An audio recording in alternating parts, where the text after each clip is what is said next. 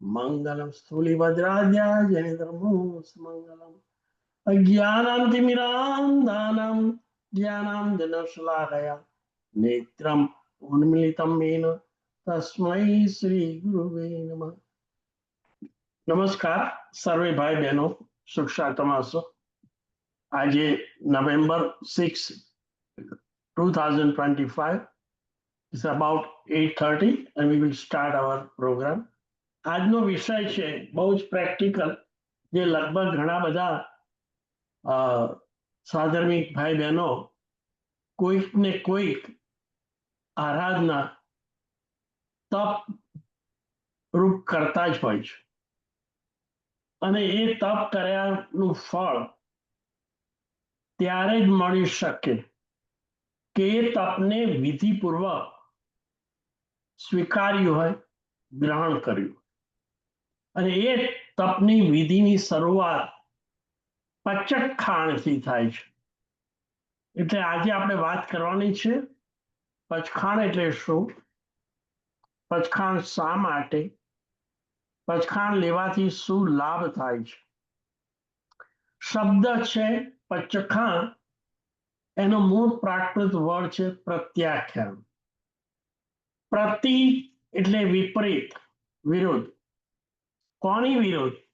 આત્માના ગુણો એનાથી વિરુદ્ધ જે કોઈ પ્રવૃત્તિ હોય, મન વચન કાયા, એના પર પૂર્ણ વિરામ મૂકી દો, એને અટકાવી દો અને એ પ્રવૃત્તિમાંથી યોગોને મુક્ત કરી દો અને આત્મ સ્વરૂપ તરફની અને આત્માના ગુણો તરફનો પક્ષ એના તરફ આપણને લઈ જાય એવા નિયમો, એવું વ્રત, એવી પ્રતિજ્ઞા કરવી, સ્વીકારવી અને એ પ્રતિજ્ઞાનું નિવેદન, પ્રતિજ્ઞા લેવાનું નિવેદન ગુરુ સમક્ષ, દેવ સમક્ષ, અથવા તો કોઈ થર્ડ પાર્ટી હોય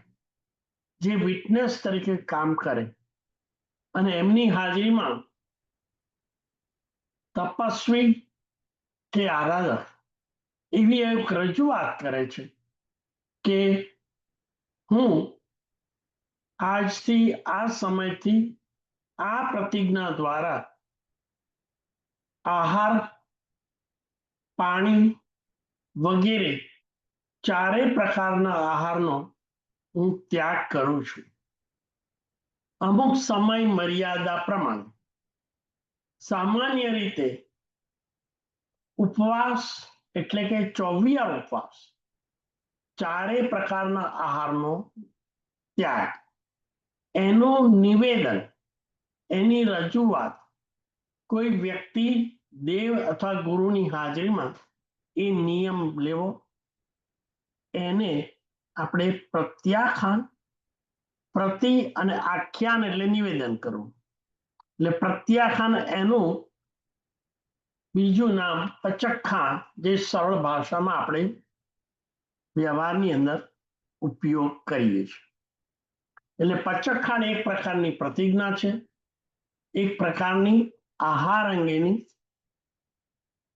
વિરામ મૂકવાની નિયમ છે. આપણને ખબર છે કે પ્લેનની ગતિ અને ફ્લાઇટ એનો કંટ્રોલ ટાવરમાંથી રડાર દ્વારા અપાતા સંકેતો દ્વારા થાય છે. જે કંઈ પ્લેન ટેક ઓફ કરવાનું હોય અથવા તો લેન્ડિંગ કરતું હોય તો એને સૂચના કે સંકેત આપવાનું કામ એ ટાવરની અંદર રહેલા રાડાર ઉપરથી કરવામાં આવે છે, જે એની ગતિવિધિ ઉપર કંટ્રોલ કરે.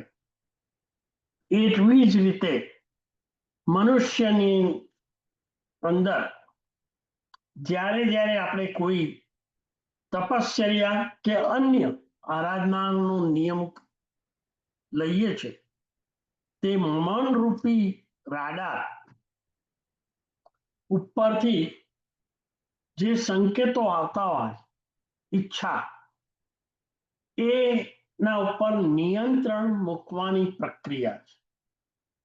પેલું રાડાર જેમ સંકેતો આપે છે અને એ પ્રમાણે પ્લેનની ગતિવિધિ ઉપર કંટ્રોલ કરવામાં આવે છે. એવી જ રીતે મનરૂપી રાડારથી ઈચ્છાઓ રૂપી સંકેતો, શેની ઈચ્છા? ખાસ કરીને તપશ્ચર્યાને અનુલક્ષીને ઉપવાસ, આયંબિલ, એકાસુ, બ્યાસુ કે નૌકાશ્ય, આ બધા જ પ્રકારના તપ વધતા કે ઓછા અંશે આહાર લેવાની જે સતત અને નિરંતર ઈચ્છાઓ મનરૂપી રાડારમાં ઊભી થાય છે, એના ઉપર નિયંત્રણ રાખવા માટે આ પચખાણની વ્યવસ્થા એક પ્રકારની કોન્ટ્રાક્ટ કે ડોક્યુમેન્ટ્સ એનું નિવેદન કરવામાં આવે છે. ખ્યાલ રહે કે મન ઉપર અને મનમાંથી, મનરૂપી ફેક્ટરીમાંથી સતત પૌદ્ગલિક ઈચ્છાઓ જે 5 ઇન્દ્રિયોના વિષયોની ભોગ, લાલસા એવી વૃત્તિઓ સતત પ્રગટતી હોય છે, રહેતી હોય છે. આ 5 ઇન્દ્રિયોની અંદર જો કોઈ બહુ મહત્વની, સૌથી ઉત્તેજિત અને વધારેનું વધારે સક્રિય, જેને કારણે આપણે આસક્તિ વધારે છે અને જીવ સાથે અનાદિથી સંબંધ બંધાયેલો છે, એવી 5 ઇન્દ્રિયોમાંથી એક રસેન્દ્રિય એ બહુ જ તોફાની છે, અનિયંત્રિત છે અને એના ઉપરનો કંટ્રોલ એ દુષ્કર છે. રસેન્દ્રિય આ જીવ સાથે અનાદિકાળથી સંબંધ ધરાવે છે. નિગોદમાંથી માંડીને અનંત ભવો સુધી આ રસેન્દ્રિય જીવ સાથે હંમેશા હોય ને હોય. આહાર વગર આ શરીર પણ બનતું નથી, શરીર ટકતું પણ નથી, શરીરનો વિકાસ પણ થતો નથી. આત્મા માતાની કુક્ષીએ આવે છે ત્યારે પહેલી જ ક્ષણે સૌથી પ્રથમ એ કાર્ય કરે છે માતાના પિતામાંથી આવેલા રજ અને શુક્ર એનો આહાર તરીકે ઉપયોગ કરે છે. આ પહેલી જ આહાર લેવાની આ પ્રક્રિયા માતાના ગર્ભમાં શરૂ કરેલી જન્મ વખતની આવવાની પ્રક્રિયાથી માંડીને છેક જીવનના અંત સુધી આહારની પ્રક્રિયા, રસેન્દ્રિયની પ્રવૃત્તિ ક્યારેય બંધ હોતી નથી, સિવાય કે તપશ્ચર્યા કરી હોય તો. આ રીતે અનાદિકાળથી આ જીવનો રસેન્દ્રિય સાથે સંબંધ છે.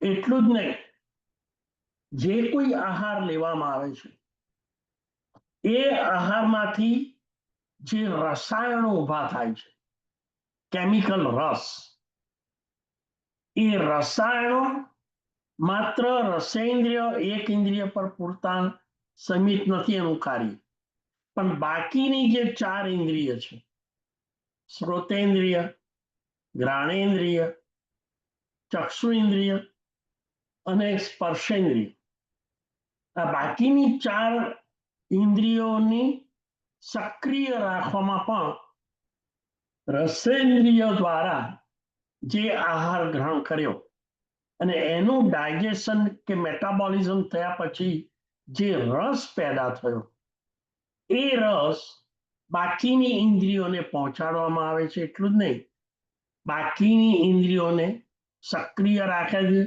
ઉત્તેજિત કરે છે અને એને પણ અનિયંત્રિત બનાવી દે છે. આ વિચારણો પરથી ખ્યાલ આવી જશે કે આહાર લીધા પછી રસેન્દ્રિય પોતાના કાર્ય સુધી જ એનું વિસ્તાર સીમિત નથી, પણ એનું કાર્ય પરોક્ષ રીતે બીજી 4 ઇન્દ્રિયોને પણ સક્રિય બનાવે છે અને અનિયંત્રિત કરી દે છે. કારણ કે અનાદિકાળથી આ જીવની ઇન્દ્રિયોના વિષયો ભોગવવાની લાલસા અથવા પ્રલોભન હંમેશા રહ્યું છે. રસેન્દ્રિયનો વિકાસ સતત આખી જિંદગી રહેલો હોય છે અને જ્યારે જ્યારે જીવ આહાર ગ્રહણ કરે ત્યારે તરત જ એક બીજી ફિનોમિના, બીજી એક પ્રક્રિયા એ પણ મનની અંદર થાય છે. જો આહાર અનુકૂળ લાગે તો એ અનુકૂળ લાગેલા આહાર ઉપર અત્યંત પ્રીતિ, રતિ, આકર્ષણ અથવા રાગ થઈ જાય છે. અને જો આહાર અણગમતો લાગે, પ્રતિકૂળ લાગે, તો એ આહાર ઉપર અપ્રીતિ, અરતિ અને દ્વેષની લાગણી ઊભા થાય છે. આમ આહાર તો લઈ લીધો, પણ સાથે સાથે એ આહાર સાથે પાછું મન એટલે કે ચિત્ત એટલે કે ભાવમન તરત જ પાછું સક્રિય બની જાય છે અને પહેલું એનાલિસિસ કરે છે કે લીધેલો આહાર મુખમાં મૂક્યા પછી એ અનુકૂળ છે કે પ્રતિકૂળ, પ્રીતિદાયક છે કે અપ્રીતિદાયક છે, એમાં રતિ ઉત્પન્ન થાય એવી છે કે અરતિ થાય એવી છે, રાગ ઉત્પન્ન થાય એવો ખોરાક છે કે દ્વેષ થાય એવો ખોરાક છે. આવા દ્વંદ્વો, લાગણીઓ જેને કષાયો કહેવામાં આવે છે અથવા રાગ અને દ્વેષ, પહેલો જ આ આહાર લીધા પછી એક ઇન્દ્રિય વાળા જીવોને પણ આવા ભાવ જગતની અંદર રાગ અને દ્વેષ પેદા થાય છે. અનાદિકાળથી આહાર લેવાય, અનાદિકાળથી આહાર લીધા પછી ભાવમની અંદર રાગ અને દ્વેષ, રતિ અને અરતિ, પ્રીતિ અને અપ્રીતિ આવા કશાય ભાવો પેદા થાય છે. અને આ રાગ દ્વેષ જેની ચિકાસ ને કારણે અને આહાર લેવાની પ્રવૃત્તિને કારણે સતત આજુબાજુના કાર્બન વર્ગણાઓ આ આત્માઓ તરફ આકર્ષાય છે અને કર્મ બંધ થાય છે. કર્મનું આત્મા તરફ આવવું જેને આશ્રવ કહેવાય. અને એ વખતે રાગ દ્વેષના જે પરિણામો, જે લાગણીઓ, જે કષાયો ઊભા થાય છે એને કારણે આત્મા અને કર્મ વચ્ચે જે ચીકણો રસ પડે છે એને કારણે કર્મ બંધાય છે અને ત્યાર પછી ક્ષીર અને નીરની જેમ એકબીજા સાથે જોડાઈ જાય છે, જેને આપણે કર્મનો બંધ કહેવાય. આ રીતે જોતા કર્મ બંધની અંદર રસેન્દ્રિય અને ઉત્તેજિત થયેલી રસેન્દ્રિયની સાથે સાથે જે રાગ અને દ્વેષની લાગણીઓ પેદા થાય છે એને કારણે કર્મ બંધ થાય છે અને જીવન આખું આ બંધાયેલા કર્મ ઉપર જ આધારિત છે.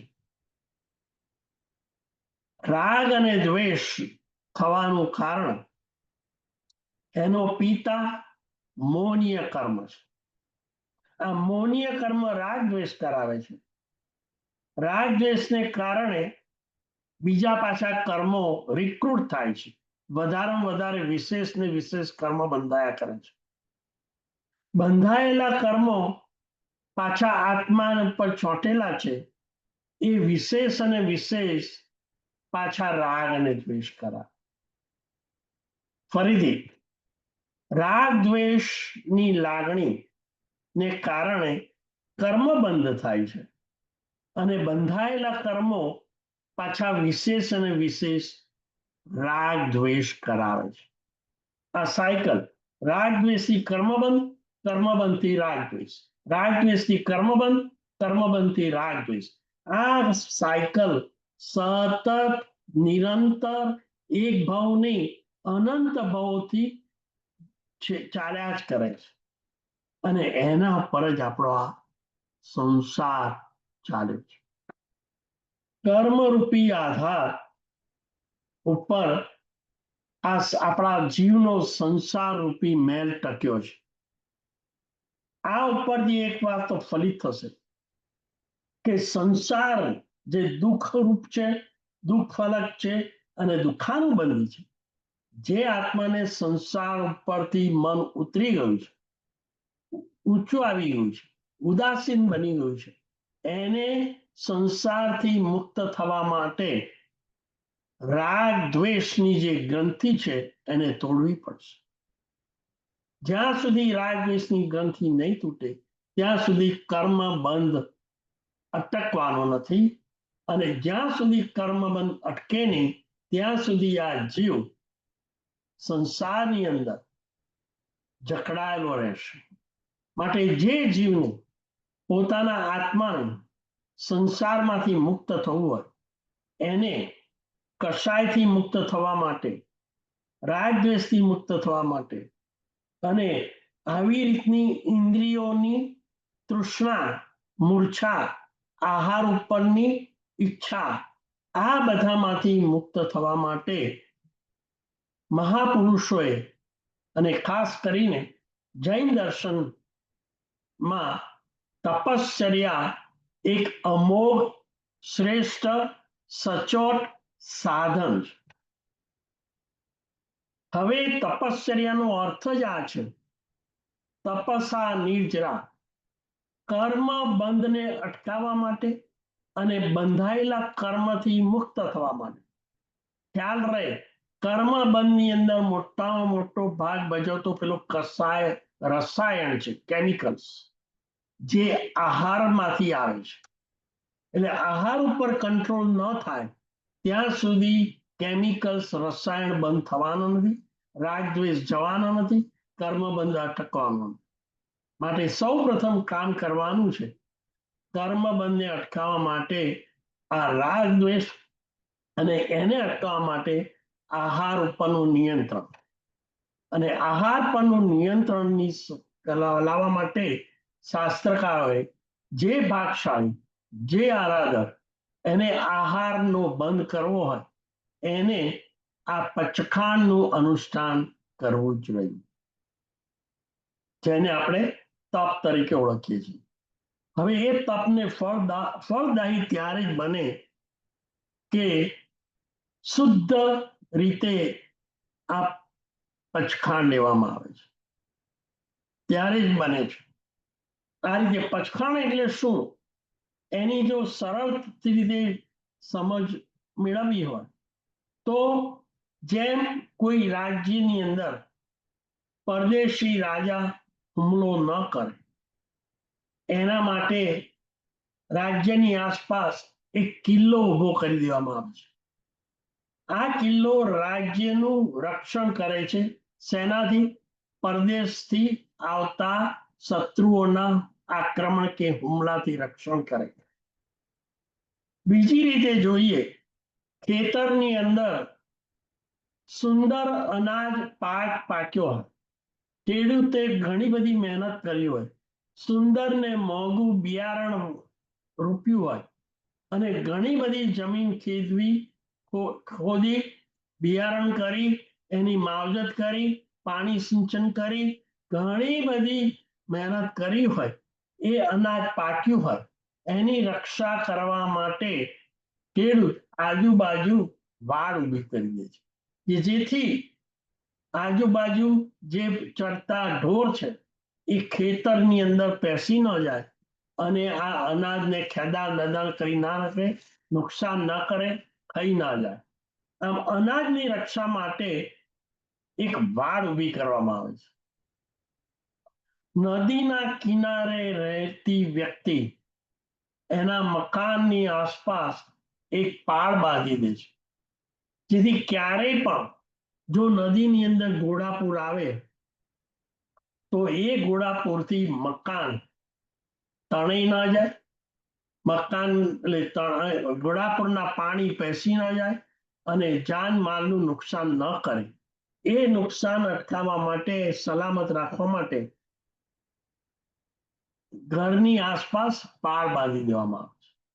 જેવી રીતે કિલ્લો રાજ્યનું રક્ષણ કરે, વાડ ખેતરની અંદર રહેલા અનાજનું રક્ષણ કરે અને ઘરની આસપાસની પાળ ઘરના માલિકના જાન અને માલનું રક્ષણ કરે, એવી જ રીતે આ મનની અંદર જે ઈચ્છાઓ રૂપી, જુદી જુદી ઇન્દ્રિયોની ઈચ્છાઓ રૂપી ડાકણ ઘૂસી જાય છે અને એ આત્માના જે મૂળભૂત સ્વરૂપ ગુણ છે, એમાં ઘણા ગુણોની અંદર એક ગુણ છે અનાહારી.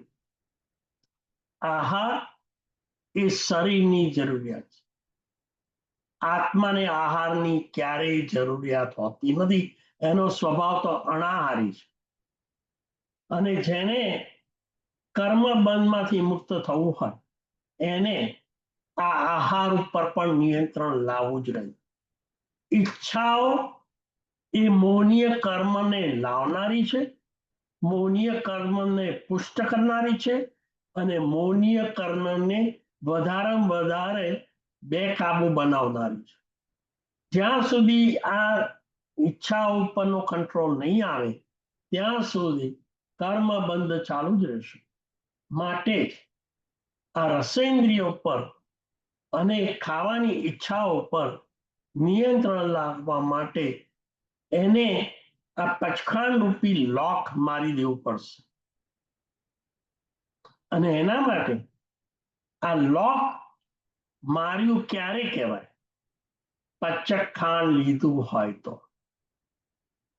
કોઈ વ્યક્તિ ખાવાનું પીવાનું ત્યાગ કરી દે, કોઈ પણ પ્રકારનો આહાર લે નહીં, પરંતુ જો નહીં લેવાનું, આહાર નહીં લેવાનું જો પચખાણ રૂપી લોક ના મારે ને તો જેમ કિલ્લો ન હોય તો શત્રુઓ આવીને આક્રમણ ગમે ત્યારે કરી શકે.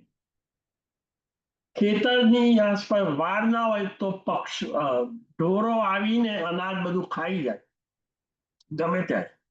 અને ઘરની આસપાસ પાડ ના હોય તો ઘોડાપૂરમાં પાણી અંદર મકાનમાં ઘૂસી જાય. એમ જો પચખાણ રૂપી લોક ના માર્યું હોય તો મનની અંદર ખાવાની ઈચ્છા રૂપી રાક્ષસો, ડાકણો સતત આક્રમણ કરતા જ હોય છે. ગમે ત્યારે ગમે તે વસ્તુ ખાવાની ઈચ્છા, દિવસ કે રાત્રે, સવારે કે સાંજે, ઘરમાં કે ઘરની બહાર, ગમે તે સંયોગોની અંદર ખાવાની ઈચ્છા, જેની સાથે આ જીવનો સંબંધ જન્મતાથી માંડીને નહીં, ગર્ભાશયમાં આવ્યાથી માંડીને છેક અંતિમ ક્ષણ મૃત્યુ સૈયા સુધી, એમ કહી શકાય કે ક્રેડલથી માંડીને ક્રિમેશન સુધી, ફરીથી ક્રેડલથી માંડીને ક્રિમેશન સુધી આ જીવનો સંબંધ આહાર સાથે છે. અથવા આહાર લે કે ના લે, ખાવાની ઈચ્છાઓ ક્ષણે ક્ષણે ને સમય હોય છે. માટે જે આરાધકને કર્મ બંધમાંથી મુક્ત થવું હોય અને નવા ને નવા કર્મો આવતા રોકવા હોય એને રસેન્દ્રિયો પર કાબુ રાખવું પડશે અને એ કાબુમાં રસેન્દ્રિયો પર લોક મારવું પડશે. દાખલા તરીકે 24 ઉપવાસ, 23 ઉપવાસ, કાયમબિલ, એકાશનું, 82 કે નૌકાશનું.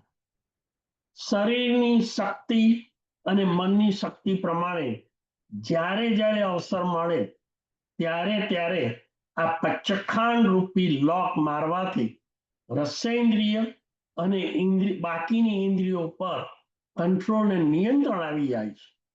ખ્યાલ રહે, રસેન્દ્રિયને જ કારણે આ જીવને વધારે જીવનમાં પ્રવૃત્તિ, આરંભ અને સમારંભ હોય છે. જે વ્યક્તિને 24 ઉપવાસ હોય એને નથી પાણીની જરૂર કે નથી આહારની જરૂર. પાણી અને આહારની જરૂર ના હોય એને ઘરમાં અનાજ, વનસ્પતિ કે આહારને અંગે કોઈ પણ પ્રવૃત્તિ કરવાની એ દિવસે રહેતી નથી. અને એ પ્રવૃત્તિ બહારથી આહારને માટે ઇન્ગ્રેડિયન્ટ્સ લાવવા, સામગ્રી લાવવી, ચૂલા ઉપર મૂકવું, ચૂલાને સ્ટાર્ટ કરવો, એના ઉપર રસોઈ કરવી અને એ રસોઈ કરતા કરતા પૃથ્વીકાય, અપકાય, તેવકાય, વાવકાય, વનસ્પતિકાય અને ત્રસ, આ સટકાય જીવોની જે હિંસા અને હિંસાને કારણે જે પાપ બંધાય, જે કર્મ બંધાય છે, ચિત્કાર કર્મ બંધ. આપણે આહારનો એક કોળિયો જો મુખમાં મૂકવો હોય એને તૈયાર કરવો હોય, એમાં પૃથ્વી, અપ, તેવા, વનસ્પતિ અને ત્રસ, આ સટકાય જીવોની હિંસા રહેલી છે. જે વ્યક્તિને 24 ઉપવાસ હોય અને એ ઈચ્છાપૂર્વક શુભ ભાવથી માત્ર ને માત્ર કર્મના બંધ અટકાવવા માટે અને સંચિત કરેલા કર્મની નિર્જરા કરવા માટે, કારણ કે પરિણામ શુભ છે. કયો પરિણામ છે? મારે આત્માના મૂળભૂત ગુણ અણાહારી પદ, મારે હવે અણાહારી બનવું છે. એક જાત કે એક જ ભાવમાં અણાહારી ન બનાય. અને આ પંચમ કાળની અંદર શરીરના સંરચના એટલી નબળી પ્રકારની હોય છે કે જેથી વ્યક્તિ સતત ઉપવાસ ન કરી શકે અને એ ઉપવાસ કરે એમાં પણ પાછું સતત પાણી બંધ ન કરી શકે. એટલે શાસ્ત્રકારોએ દ્રવ્ય, ક્ષેત્ર, કાળ અને ભાવને અનુલક્ષીને આ ભાવની અંદર, આ કાળની અંદર, આ ક્ષેત્રમાં થઈ શકે એવા તપનું નિવેદન કર્યું છે, પ્રરૂપણ કર્યું છે.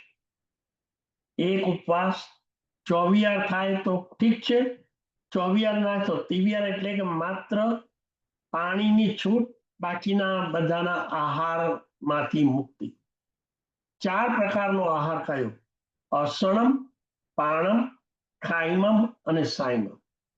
24 ઉપવાસ કરનાર દિવસ દરમિયાન 24 કલાક આ 4 પ્રકારના આહારનો ત્યાગ કરવાનું પચખાણ લે છે.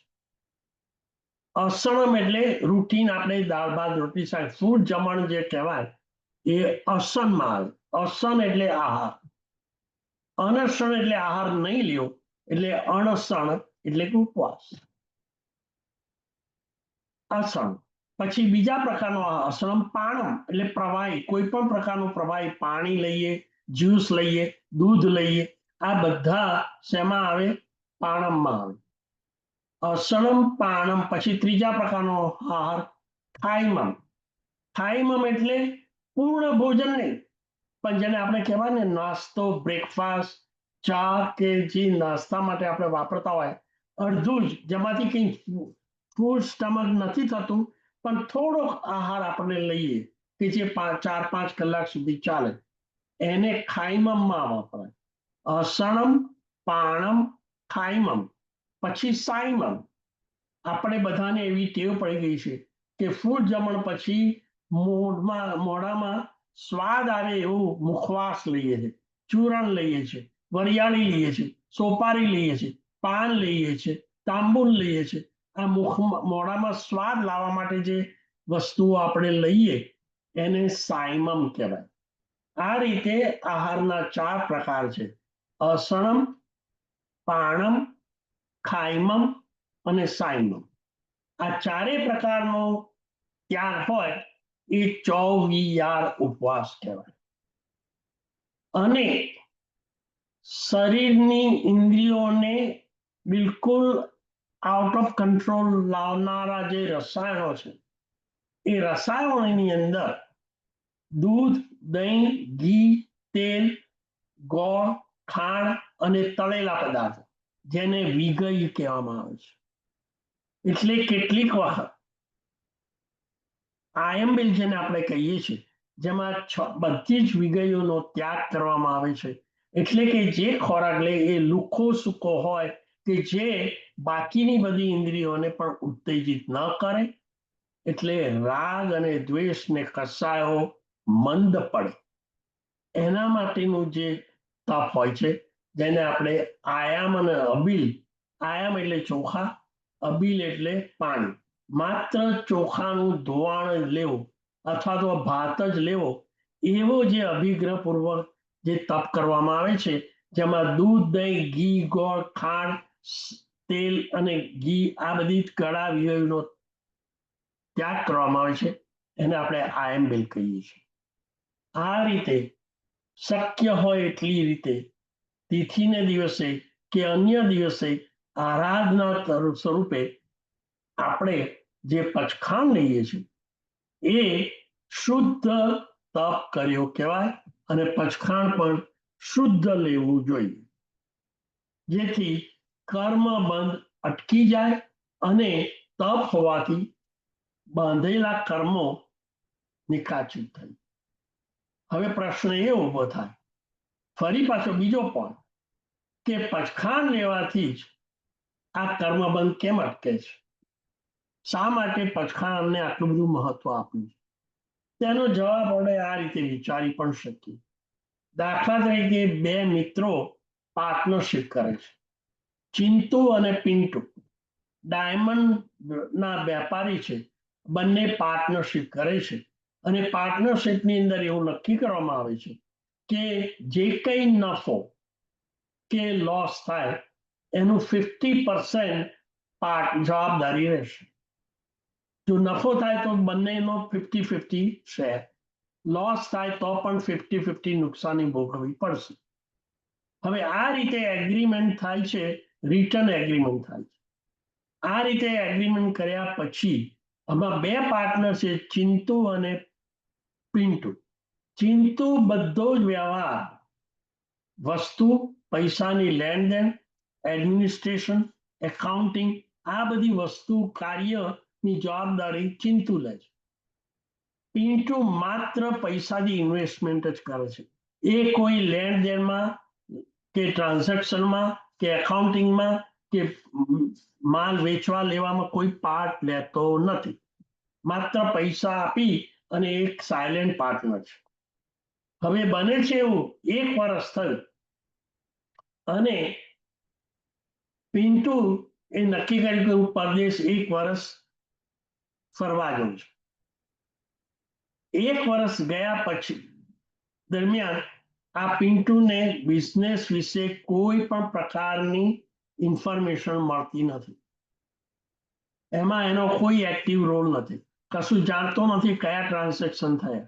વર્ષને અંતે પિન્ટુ દેશ પાછો આવે છે ને ચિંટુ સાથે વાત કરી કે બિઝનેસમાં શું થયું, અને ચિંટુ કહે છે કે આ વર્ષે બિઝનેસમાં 5 લાખનો 6 લાખનો નુકસાન થયું.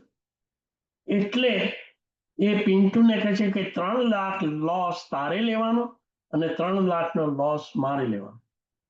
હવે પિન્ટુ કદાચ એવી આર્ગ્યુમેન્ટ કરે કે હું તો દેશની બહાર હતો, મને ટ્રાન્ઝેક્શનની કંઈ જ ખબર નથી, એટલે મારે હવે 3 લાખની લોસની જવાબદારી મારે માથે ના આવે. તો નિયમ પ્રમાણે પિન્ટુ અને ચિંટુ નક્કી કરેલા પ્રમાણે 50% લોસ, એટલે ભલે પિન્ટુએ ધંધામાં પ્રત્યક્ષ રીતે કોઈ કાર્યવાહી કરી નથી, છતાંય નિયમ અનુસાર પિન્ટુ 3 લાખના લોસ માટે જવાબદાર ખરો કે નહીં? તો સામાન્ય નિયમ એમ કે છે કે ભલે એને કોઈ એક્ટિવિટીમાં ભાગ ના લીધો, પરંતુ દસ્તાવેજ જ્યારે કર્યો ત્યારે નિયમ પ્રમાણે એને નક્કી કરેલું 50% લોસ માટે એ 3 લાખના લોસની જવાબદારી એને પણ લેવી પડે ખરી. હવે જો પરદેશ જતા પહેલા પિન્ટુએ રિટર્ન ડોક્યુમેન્ટ કર્યું હોય કે હું પરદેશ જઉં છું, મારે આ ધંધા સાથે અને એના ટ્રાન્ઝેક્શન સાથે અને લે વેચ સાથે, પ્રોફિટ કે લોસ સાથે મારે હવે કોઈ સંબંધ નથી, હું પાર્ટનરશિપ ડિસોલ્વ કરું છું અને એ પાર્ટનરશિપમાંથી હું છૂટો થઈ જાઉં છું, એના લીગલ ડોક્યુમેન્ટ્સ કયા હોય, અને પછી જો લોસ થાય તો એમ કહી શકાય કે પિન્ટુની આ પાર્ટનરશિપમાં લોસમાં કોઈ જવાબદારી નથી. એટલે જે ડોક્યુમેન્ટ્સ તૈયાર કરવા જોઈએ અને પાર્ટનરશિપ ડિસોલ્વ કરી દેવી અને ધંધામાંથી ડિસ્કનેક્ટ થઈ જવું, ધંધામાંથી સંબંધોથી નિષ્ક્રિય બની જવું, સંબંધ કાપી નાખો, તો એની જવાબદારી નથી રહેતી. પચખાણ એ ડોક્યુમેન્ટ્સ. આહાર લેવાથી જે કંઈ કર્મ બંધ થાય છે, એ કર્મબંધમાંથી જો મુક્ત થવું હોય તો એ વ્યક્તિએ ડોક્યુમેન્ટ્સ તૈયાર કરવા પડે અને એ ડોક્યુમેન્ટ્સ રૂપી આ પચખાણ છે. હવે શ્રોતાઓને ખ્યાલ આવશે કે પચખાણ જો ન કર્યું હોય તો કર્મનો પ્રવાહ કનેક્શન છે આહાર લેવાનું. ભલે આહાર લે કે ના લે અલગ વસ્તુ છે, પણ આહાર લેવાની ઈચ્છા તો પડી જ છે અને એ ઈચ્છા જ્યાં સુધી જીવન છે ત્યાં સુધી આહારને લગતી પ્રવૃત્તિ અને એની સાથે જોડાયેલી જે હિંસા, રાગ દ્વેષ, એના માટે કર્મબંધ માટે આ વ્યક્તિ જવાબદાર છે. જો એ કર્મબંધમાંથી, રાગ દ્વેષમાંથી અને એને છટકવું હોય, મુક્ત થઈ જવું હોય, તો એને પચખાણ રૂપી ડોક્યુમેન્ટ્સ કે તાળું મારી દેવું જોઈએ. આ ઉપરથી સમજાશે કે પચખાણ લેવું એ કેટલું અગત્યનું છે. હવે થોડીક વાત કરીએ કે પચખાણ લેવાથી શું ફાયદા થાય છે. નંબર 1, જેવું પચખાણ લીધું એટલે કે ઈચ્છાઓ ઉપરનું તાળું મારી દીધું. ખ્યાલ રાખો, પ્રવૃત્તિની મહત્વ અહીંયા વધારવું નથી.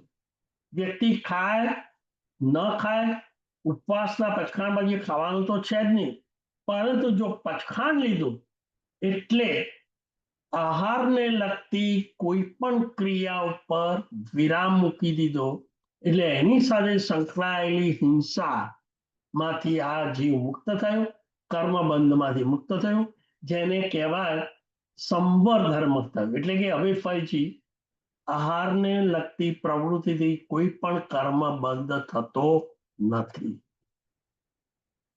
એટલે આ પહેલું નવા કર્મો બંધાતા અટકી જાય એનું નામ સંવર. બીજું, એ તપ શેના માટે કરે છે કે ધીમે ધીમે આ તપના માધ્યમ દ્વારા આહાર ઉપરની તો કંટ્રોલ કરવાનો, નિયંત્રણ કરવાનું, અનાહારી પદ તો ઈચ્છવાનું છે, એ અભિલાષા તો છે, પણ સાથે સાથે બીજી ઇન્દ્રિયો પર પણ કંટ્રોલ આવી જાય એવી ઈચ્છા પણ કરવાની છે. અને ઇન્દ્રિયો પર કંટ્રોલ આવે તો મનની ઉપર ઉત્પન્ન થતા રાગ દ્વેષ અને કસાય પણ મંદ પડી જાય અને એ શુભ પરિણામ છે. કારણ કે અનાહારી પદ આત્મ સ્વરૂપ પ્રગટ કરવાની તીવ્ર અભિલાષા, જેને સંવેગ કહેવાય, એ શુભ પરિણામ છે. શુભ પરિણામ અનંત શુભ કર્મ એટલે કે પુણ્ય બંધ કરાવી આપે છે. આ બીજો ફાયદો. પહેલું તો કર્મની નિર્જરા થાય, કર્મ આવતા અટકી જાય. અને ત્રીજું, તપ એક અભ્યંતર તપ એ ધ્યાનાગ્નિ છે. તપને કારણે ચિત્તનો ઉપયોગ હંમેશા આત્મ સ્વરૂપ રહે, જે શ્રેષ્ઠ પ્રકારનું ચારિત્ર છે. બહારની બધી પ્રવૃત્તિ અટકી જાય, આરંભ સમારંભ પર વિરામ આવી જાય, રાગ દ્વેષ મંદ પડી જાય. આ એક શુદ્ધ પ્રકારનું ચારિત્ર છે અને ચારિત્ર પણ એક પ્રકારનું અભ્યંતર તપ છે. અને તપથી ધ્યાનાગ્નિ થાય, ઉપયોગ આત્મામાં સ્થિર થાય અને એને કારણે અનંત અનંત કર્મોની નિર્જરા થાય છે. નંબર 1, નવા આવતા કર્મો અટકી જાય એટલે કે સંવર થાય. જૂના સંચિત કરેલા કર્મો બળી જાય, ક્ષય થઈ જાય એટલે નિર્જરા થાય. અને ત્રીજું, શુભ પરિણામ હોવાથી શુભ કર્મ એટલે કે પુણ્યનો બંધ થાય. આ 3 રીતે આ પચખાણ ઘણા બધા આપણને ઉપયોગી બને છે. હવે પચખાણ અંગે સૂચના. પચખાણ તો વિવિધ પ્રકારના તપ પ્રકારે હોય છે. નવકારસી, પોરસી, સાત પોરસી, પુરીમડ્ડ, એકાસુ, બેઆસુ, નિબી, આંબેલ, ઉપવાસ વગેરે વગેરે.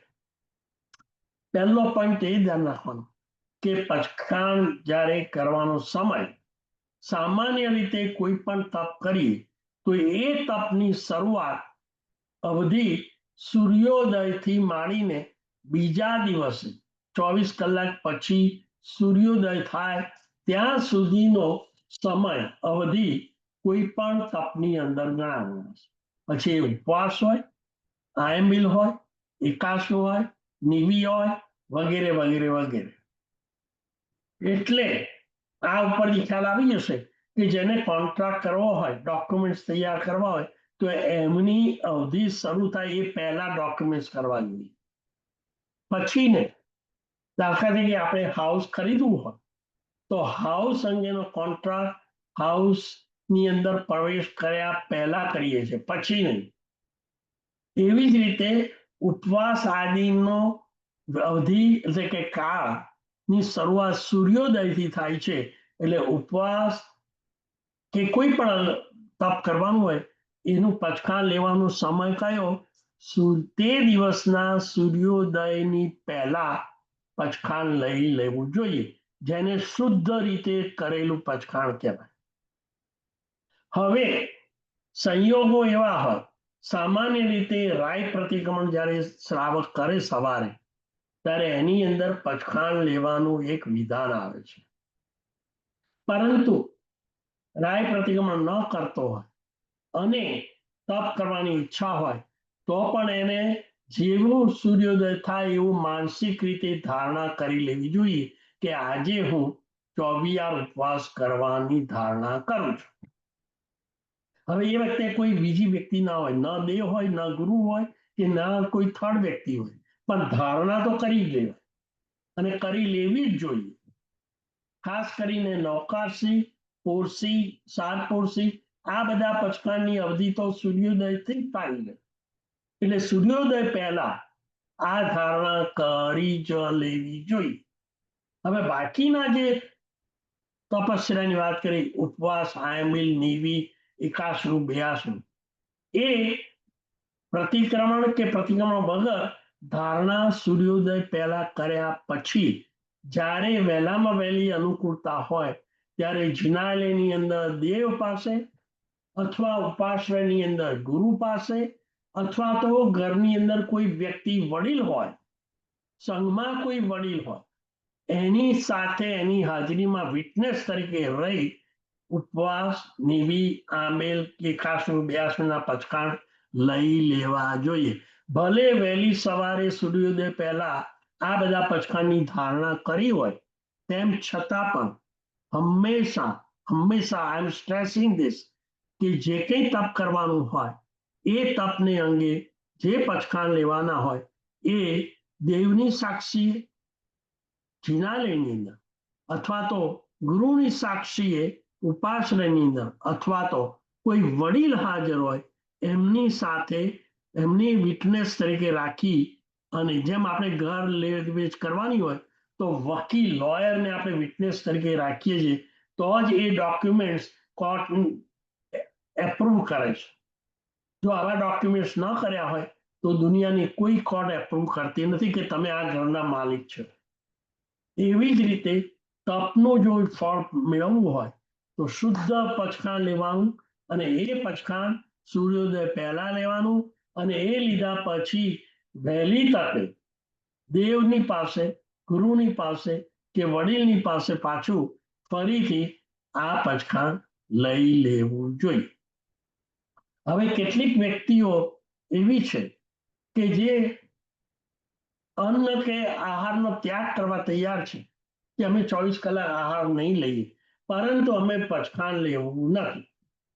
અને મુખ્ય કારણ એવું છે કે અમે પચખાણ લઈએ તો અમે બંધાઈ જઈએ, અને પછી કદાચ ખાવાનું બની જાય, આકસ્મિક બને કે ઈચ્છાથી બને કે ભૂલથી થઈ જાય, તો પચખાણનો ભંગ થઈ જાય, પચખાણ ખંડિત થઈ જાય, એટલે અમે પચખાણ લેવા માંગતા નથી.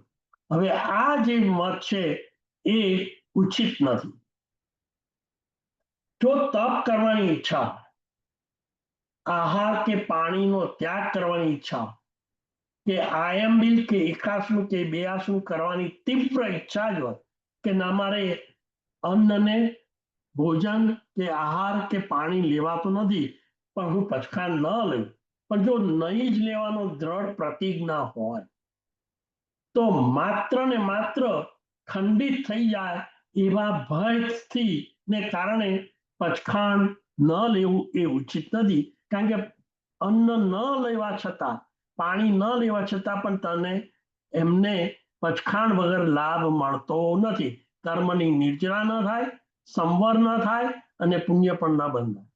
કારણ કે પચખાણ નથી લીધું એટલે આહારની લેવાની ઈચ્છાના દરવાજા ખુલ્લા રાખીએ. હવે દરવાજો ખુલ્લો રાખીએ તો ચોર કે ડાક ગમે ત્યારે ઘૂસી. આપણે રાત્રે સુતા જઈએ, સુવા માટે જઈએ, પહેલા ઘરના ડોર અંદરથી લોક કરી દઈએ છીએ. કેમ લોક કરી દઈએ છીએ? કારણ કે આપણને શંકા છે કે જો લોક નહીં કરીએ તો કદાચ કોઈ ચોર કે ડાકુ કે લૂંટારો અંદર ઘૂસી જાય, રાઈટ? માટે આપણે લોક કરી દઈએ જેથી શાંતિથી ઊંઘ આવે. એવી જ રીતે ઈચ્છાઓ રૂપી ડાકણો ન ઘૂસી જાય એટલા માટે આપણા મનનું તાળું મારી દેવું, અને એ તાળું મારવાની ક્રિયા એટલે આ પચખાણ છે. હવે કોઈને એમ થાય કે કદાચ મેં પચખાણ લીધું અને કોઈક વખત અકસ્માત થઈ જાય તો પચખાણ ખંડિત થાય કે ના થાય, તો એનો જવાબ બહુ સરસ છે. એનો જવાબ એ છે, આપણે જ્યારે પચખાણ લઈએ છીએ ત્યારે એની સાથે સાથે પચખાણનું જે સ્વરૂપ છે ને, એના વર્ડિંગ, એમાં અમુક પ્રકારની છૂટછાટ પણ આપવામાં આવે છે જે પચખાણના સૂત્ર સાથે, પચખાણ સાથે વણાયેલા છે. દાખલા તરીકે નૌકારશ્રી, નૌકારશ્રીના પચખાણની નામ બોલાવે છે: ઉગ્રેશ્વરી નમુકાર સંયમ મુઠી શ્રીયમ પચકાઈ 24 નંબર અસણમ પાણમ ખાઈમમ સાયમમ. આમ 4 પ્રકારનો આહાર હું નૌકારશ્રી એટલે કે 48 મિનિટ, સૂર્યોદય થયા પછી 48 મિનિટ સુધી હું 4 પ્રકારના આહારનો અસણમ પાણમ ખાઈમમ સાયમમ, જે મેં પહેલા વર્ણન કર્યું એ પ્રમાણે ત્યાગ કરું છું. પછી આગળ આપણે બોલીએ છીએ અસણમ પાણમ ખાઈમમ સાયમમ અનર્થણા ભોગેણમ સહસ્રાગારેણમ મહત્તરાગારેણમ સર્વસ્વમાહી વત્યાકારણમ. જો આ 4 શબ્દોનો આપણે ઉપયોગ કરીએ, એ પચખાણ લેતી વખતે જ બોલવામાં આવે છે. એ 4 શબ્દો શેના છે કે નીચેની કન્ડિશનમાં પચખાણમાં હું છૂટ રાખું છું, જેને શાસ્ત્રીય ભાષામાં આગાર કહેવામાં આવે છે. એટલે જ્યારે જ્યારે પચખાણ લઈએ છીએ આપણે, અથવા તો જે વ્યક્તિ આપણે પચખાણ આપતા હોય, એ આ 4 આગાર એટલે આવા સંયોગોમાં આ પચખાણની છૂટછાટ, એટલે તમે બંધાતા નથી અને છતાંય પચખાણ લો છો, અને આવી 4 એવી સર્કમસ્ટન્સીસ, સ્થિતિ ઊભી થાય તો પણ પચખાણ ખંડિત થતું નથી. ફરી પચખાણ લઈએ ત્યારે જે શબ્દોનો ઉપયોગ કરીએ છીએ એની અંદર છૂટછાટ આપી દેવામાં આવી છે. સહસ્રાગારેણમ એટલે કદાચ કોઈ અકસ્માત થાય. દાખલા તરીકે હું તમને એક એક્ઝામ્પલ આપું કે 24 ઉપવાસ કર્યો છે, એનું પચખાણ લીધું છે. હવે 24 ઉપવાસની અંદર પાણીનો પણ ત્યાગ છે, બરાબર? હવે એ વ્યક્તિ પૂજા કરવા માટે શાવરમાં જાય છે. હવે શાવર લેતા ઉપરથી આપતું પાણી કદાચ ભૂલથી અથવા અજ્ઞાનથી વિસ્મૃતિ થઈ ગઈ, એ ભૂલી ગયો કે મારે આજે 24 ઉપવાસ છે, અને કદાચ પાણી મોઢામાં આવી ગયું, અથવા હોઠ ઉપર પડી ગયું, અથવા તો ભૂલથી કોગળો થઈ ગયો, અથવા તો છાલક અતિ પાણીની એ મોં ઉપર પડી અને એમાં હોઠ ઉપર ગઈ, એમાં મુખમાં પણ ગઈ, તો શું પચખાણ ખંડિત થયું કહેવાય? તેનો જવાબ છે ના. કારણ કે જ્યારે પચખાણ લીધું ત્યારે બોલેલા છે અનથણા ભોગેણમ, એટલે અનર્થ એટલે સિવાય, અપવાદ સાધે, ભોગેણમ અનથણા, આ આભોગ એટલે અજ્ઞાનથી, વિસ્મૃતિથી, ભૂલથી, પચખાણ લીધાની ભૂલ એટલે ભૂલી ગયા, વિસ્મૃતિ થઈ ગઈ અને પાણી મોઢામાં પડી ગયું, એવું બને તો એની આપણે છૂટછાટ રાખી છે, માટે પચખાણ ખંડિત થતું નથી. સહસા ગારેણમ પછી મહત્રા ગારેણ. હવે મહત્રા ગારેણમ એટલે શું?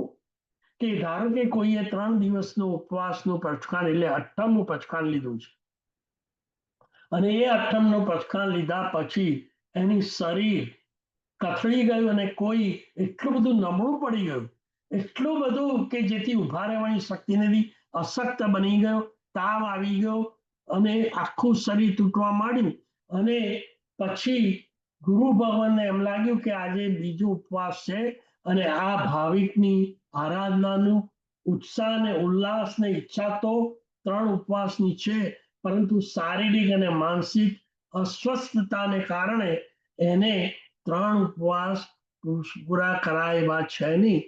તો ગુરુ ભગવાન આવી વિશિષ્ટ પ્રકારની સર્કમસ્ટન્સીસને ધ્યાનમાં રાખી જીન આજ્ઞા પ્રમાણે આ વ્યક્તિને પારણું કરવાની રજા આપે અને મંજૂરી આપે અને ગુરુ ભગવાન કે મહત્તરા કારણે, મહત્તરા એટલે ગુરુ ભગવાન જો કે આવી પરિસ્થિતિની અંદર તમારે ઉપવાસ ચાલુ રાખો ઉચિત ગણાતો નથી, માટે તમે થોડુંક પ્રવાહી વાપરી દો.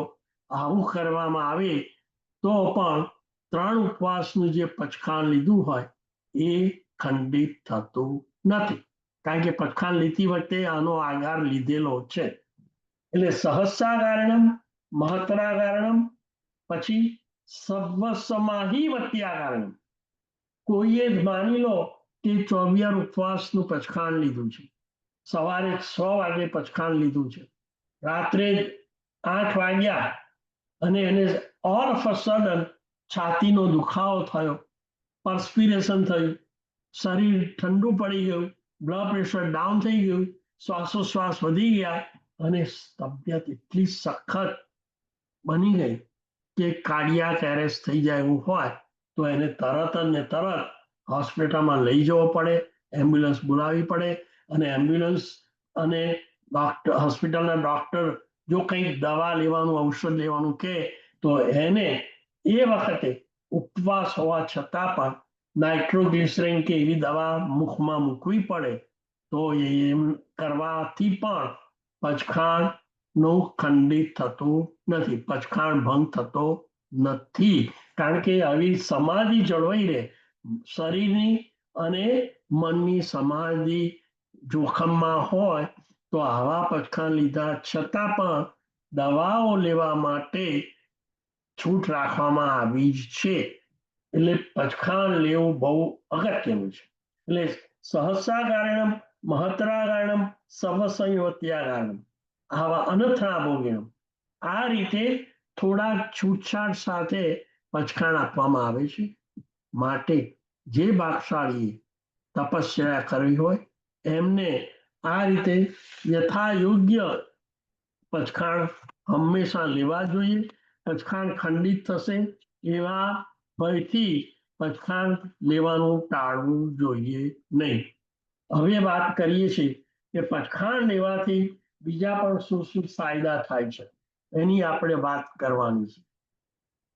થોડીક મિનિટો એની વાત કરી લઈએ કે નવકાશેથી માંડીને ઉપવાસ સુધી આપણને કર્મ બંધ અને કર્મ નિર્જળમાં કેટલો ફાયદો થાય એની પણ વાત જાણી લેવી.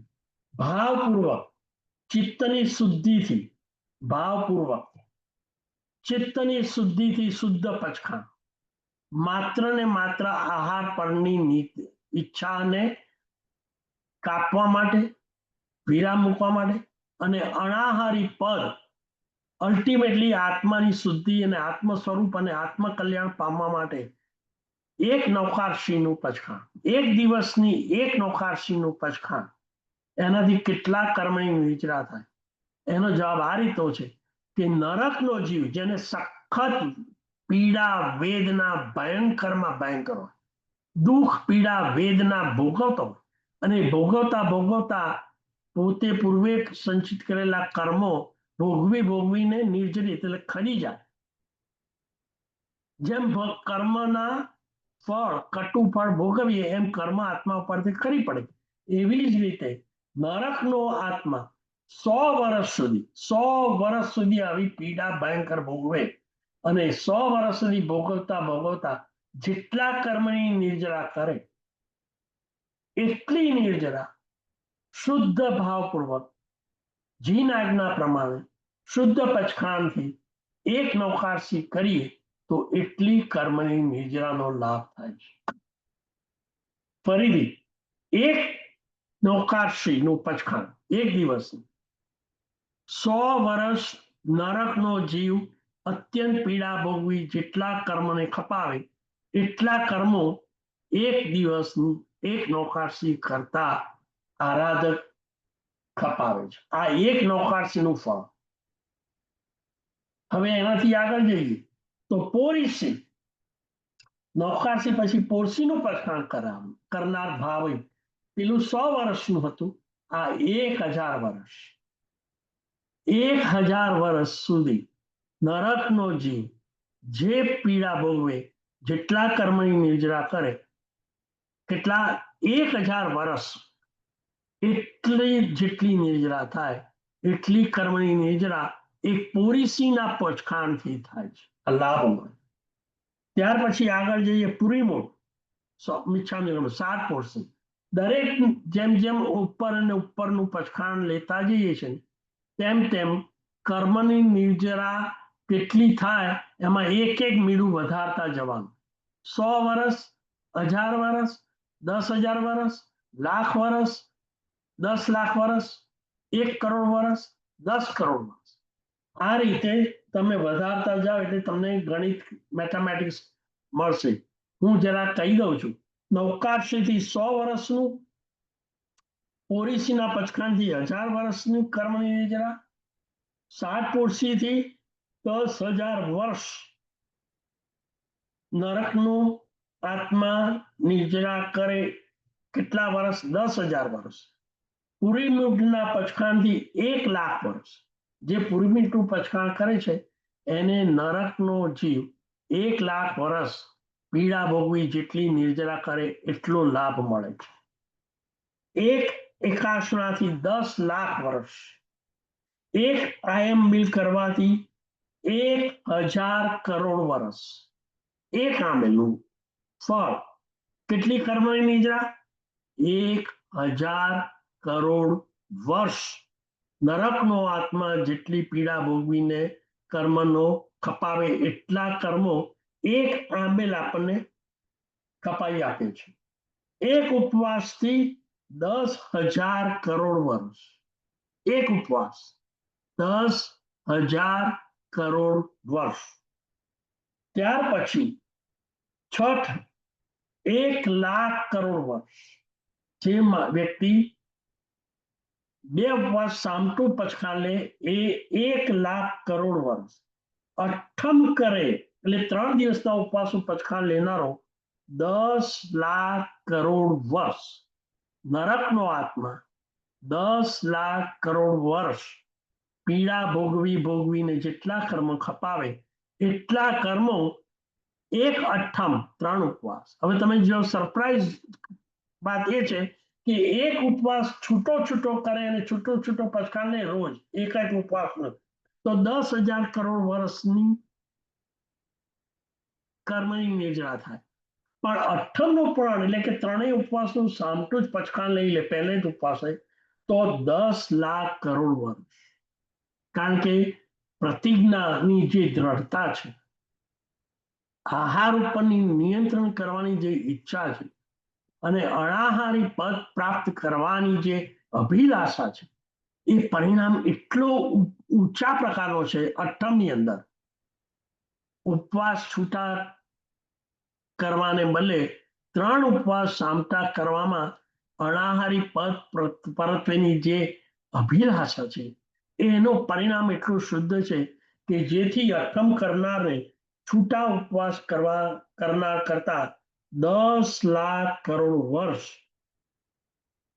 સુધીના નરકના જીવો જે પીડા ભોગવતા કર્મ ખપાવે એટલા કર્મો આ પચખાણ અઠમનું પચખાણ કરી આપે છે. આ બધી હકીકત ઉપરથી એમ લાગે કે કર્મને ખપાવવા માટે શાસ્ત્રકારોએ કેટલો અદ્ભુત અને સુંદર સચોટ માર્ગ આપણને બતાવ્યો છે. છેવટે કશું જ ન થાય. હું પૂર્ણાવતી માટે એક છેલ્લો શબ્દ કહી દઉં છું. કદાચ ઉપવાસ આમેલ 81 82 ન થાય છતાં પણ આ શાસન પામેલા એવા આપણે આ પરમાત્માનો એટલો ઉપકાર છે. છેવટે નવકારશીનું તો પચખાણ નવકાર બોલનારો અવશ્ય કરવું જ જોઈએ. નવકારશીથી ઓછું આ જીવે કરવું એનો અર્થ એવો કે એને આહાર પ્રત્યે એટલો તીવ્ર રાગ છે, તીવ્ર દ્વેષ છે કે જેથી એનો મોક્ષ ઘણો ઘણો ઘણો ઘણો દૂર છે, ઘણા બહુ. માટે જે વ્યક્તિને હવે સંસાર પરત્વેથી રાગ અને દ્વેષ ઓછા કરવા, આત્મકલ્યાણ કરવું, અનાહરી પદ પ્રાપ્ત કરવું અને સિદ્ધ શિલામાં થોડા જ ભાવોની અંદર પહોંચી જવું હોય, એના જીવનની અંદર નવકારશી હોય ને હોય નવકારશીનું પચખાણ તો દરેક શ્રાવકે કરવું જ જોઈએ. સરળ છે. માત્ર 48 મિનિટ સૂર્યોદય પછી 48 મિનિટ જ આપણે અન્ન અને પાણીનો ત્યાગ કરવાનો છે. પછીની વાત આપણે હમણાં કરતા નથી. પણ નવકાશ આજના આ પ્રવચનનો સાર એ છે કે શ્રોતાઓએ જીવનની અંદર કોઈ એવી અસમાધિ વાળી પરિસ્થિતિ હોય તો અલગ વસ્તુ છે. બાકી નવકાશનું પચખાણ કરવું જોઈએ, જેથી કર્મ નિર્જરા થાય, જીન આજ્ઞાનું પાલન થાય, આત્માની શુદ્ધિ થાય અને મોક્ષ તરફ આપણી યાત્રા ખૂબ શીઘ્ર રીતે આગળ વધે.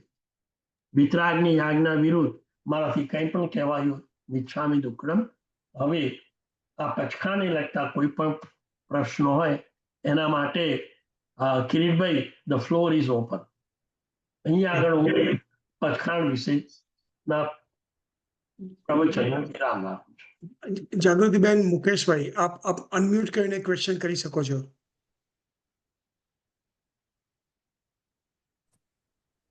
નમસ્તે. નમસ્કાર મુકેશભાઈ. સાતામાં? હા, સાતામાં. હા, મારે એક ખાસ પૂછવું છે કે મારે મશીન પહેરવું પડે. જો મેં સવારના 5 વાગે પાણી પીધું હોય પછી નવકારશીનું પચખાણ લઈ શકું? રાતના મારે 2-3 વાર પાણી પીવું પડે, 12 વાગે 2 વાગે. બહુ સરસ પ્રશ્ન છે. હવે નવકારશીનું જે પચખાણ છે એનો કાળ મેં તમે જો સાંભળ્યું બરાબર, એ ક્યારથી થાય? સૂર્યોદય પછી. 40 મિનિટ. એટલે નવકાશીના પચખાણમાં આપણે એ નિવેદન કરીએ છીએ, રજૂઆત કરીએ છીએ. પચખાણ આફ્ટર ઇટ્સ અ નિવેદન, રાઈટ? ગુરુને આપણે કહીએ છીએ. તો નવકાશીનું પચખાણ સૂર્યોદયથી માંડી 48 મિનિટ સુધી ચારે પ્રકારના આહારનો ત્યાગ કરવાનો નિર્ધાર આપણે કરીએ છીએ. હવે રાત્રે 10 વાગે કે 11 વાગે કે 12 વાગે શરીરની 12 વાગ્યાને તો બહુ લેટ કહેવાય, પણ 12 વાગ્યા પહેલા જો પાણી લઈ લીધું હોય તો એને નવકાશીના પચખાણ સાથે કોઈ બાદ છે નહીં. 10 વાગે કે રાત્રે 11 વાગે કે 12 વાગે પણ જો પહેલા પાણી પી લીધું હોય એને નવકાશીનું પચખાણ થઈ શકે અને નવકાશીના પચખાણનો લાભ પણ મળી શકે. સામાન્ય રીતે જો એવી એક્સેપ્શનલ સિચ્યુએશન ન હોય તો 12 વાગ્યા પછી પાણી સામાન્ય રીતે લેવું એટલા માટે ન જોઈએ કે દિવસ બદલાઈ ગયો એટલે પચખાણની અવધિ લગભગ, ભલે આપણે નવકાશીને સૂર્યોદય સાથે સંકળાયેલું છે છતાંય હવે મોડી રાત્ર સુધી પાણી લેવું જ પડે તો અલગ વસ્તુ છે. પણ શક્ય હોય તો ટાળવું જોઈએ કે જેથી શુદ્ધ પચખાણ થાય. કારણ એનું એટલા માટે છે કે કે શુદ્ધ પચખાણ સામાન્ય રીતે કોણ કરી શકે કે આગલા દિવસે રાત્રિ ભોજન પણ ત્યાગ કર્યો હોય. નૌકાશી કરનારો રાત્રિ ભોજન તો ન જ કરે, અને કદાચ કરવું જ પડે તો કદાચ આહાર ના લે તો પાણી લે, અને પાણીની ફ્રીક્વન્સી કેટલા વાગ્યા સુધી અને કેટલી પ્રમાણ એનું નક્કી કરી લેવું જોઈએ. પણ તમારો પ્રશ્ન એ છે કે કદાચ રાત્રે 12 કે 1 વાગે પાણી લેવું જ પડે, બહુ જ ડ્રાય હોય અને લેવું જ પડે, તો આટલું કરી રાખો કે મારે થર્સ્ટ સંતોષ થાય એટલું 1 કે 2 ઘૂંટડા જ લેવા, અને બીજું કે નૌકાશીનું પચખાણ તો લેવું જ જોઈએ, કારણ કે એ પચખાણ સૂર્યોદય સાથે સંકળાયેલું છે. એટલે ત્યાં આગળ એમ કહી શકાય કે પચખાણ ખંડિત થતું નથી, લઈ શકાય છે. એમાં નૌકાશીનો લાભ ચૂકવો જોઈએ. આવી વિશિષ્ટ પરિસ્થિતિને કારણે. Does that answer your question? બરાબર. બહુ સરસ. બીજો પ્રશ્ન.